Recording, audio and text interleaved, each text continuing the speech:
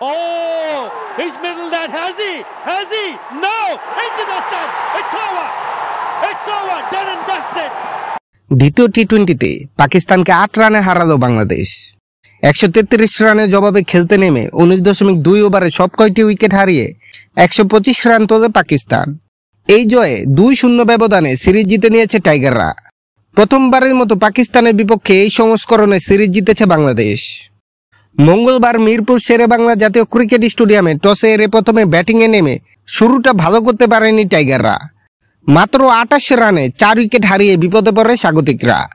Opener Naim Sheikh ৩ run, অধিনায়ক Liton Das ৮ run, Towhid Hridoy ০ ও পারভেজ হোসেন ইমন ১৩ রানে ফিরে যান দ্রুতই। এই অবস্থায় ইনিংস গুছিয়ে নেন জাকির আলী অনিক ও শেখ মেহেদী হাসান। পঞ্চম উইকেটে গড়া তাদের ৫৩ রানের জুটি দলকে কিছুটা স্থিতি এনে দেয়।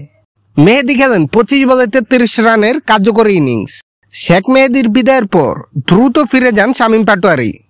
তিনি করেন মাত্র ১ রান।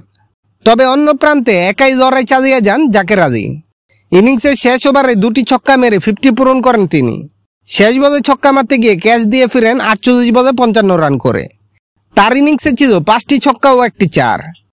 বাংলাদেশ শেষ পর্যন্ত অল আউট হয় ১৩৩ রানে।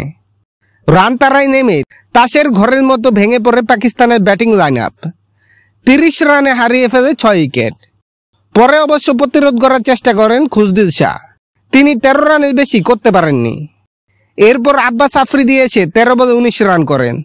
শেষ দিকে জয়ের আশা জাগান ফাহিম আশরাফ। লড়তে থাকেন শেষ পর্যন্ত। ৩১ বলে ৫০ হাঁকিয়ে রিশাদের বলে বোল্ড হলে ভেঙে যায় পাকিস্তানের জয় স্বপ্ন।